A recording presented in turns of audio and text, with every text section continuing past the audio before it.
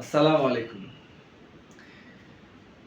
আমি এখন ক্লাস 7 এর গণিত বইয়ের ৫.২ অধ্যায়টার যে ১২ টা অঙ্ক আছে ওই অঙ্ক ১২ টা বোর্ডে এখন সলভ করায় দিব।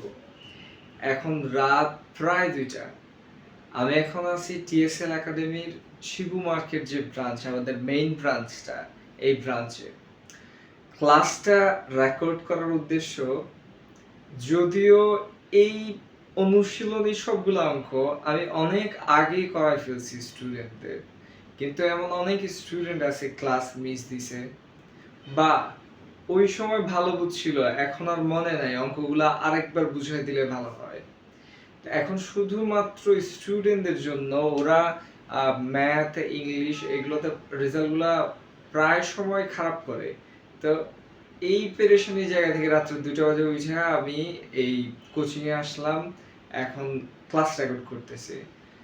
ইনশাল্লাহ আমি আরো কিছু গণিত এবং ইংরেজির ক্লাস রেকর্ড করব, যাতে বাচ্চারা কোনোভাবেই প্যানিক না হয়, সুন্দরভাবে যাতে ওর আগের করা অঙ্ক বা গ্রামার গুলা একটা ভিডিও দেখার মাধ্যমে আবার রিভিশনের সহজ একটা রিভিশনের ওয়ে তৈরি করা আর কি, যাতে ওরা এক্সামটা আরো বেটার, আরো ভালোভাবে পরীক্ষাটা যাতে দিতে পারে আর কি।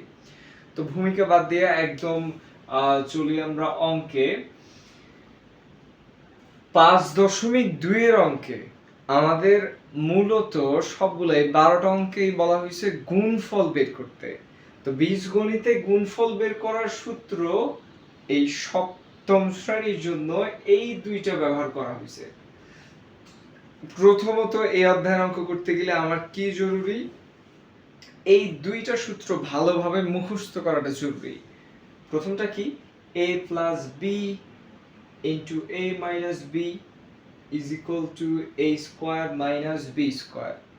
এই সূত্রটা অনেক জায়গায় এইরকমও থাকে, a square minus b square সমান a plus b into a minus b। এই দুই জিনিস তো একই কথা। তো এখন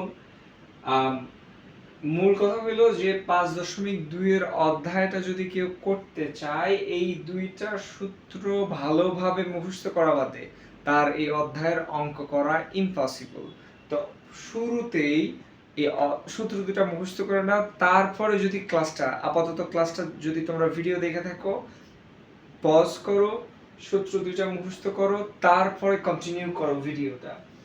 তো এখন ৫.২ এর গুণফলের সূত্র দুটো কি?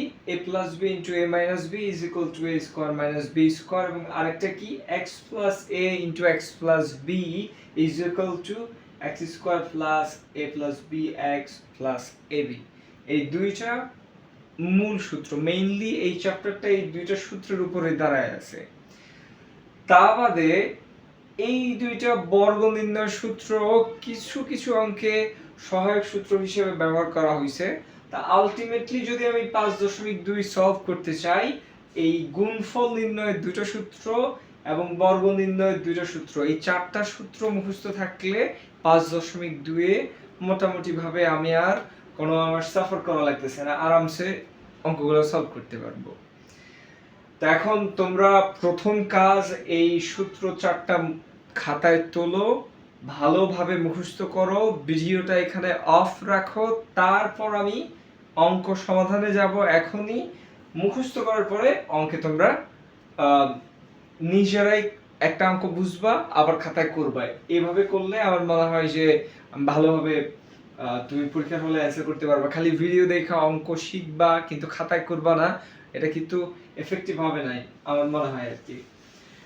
তো আমরা এখন সূত্রগুলো মুছে ফেললাম, ডাইরেক্ট অঙ্কে যাই। আর এইখানে আমি কিছু সামারি করছি।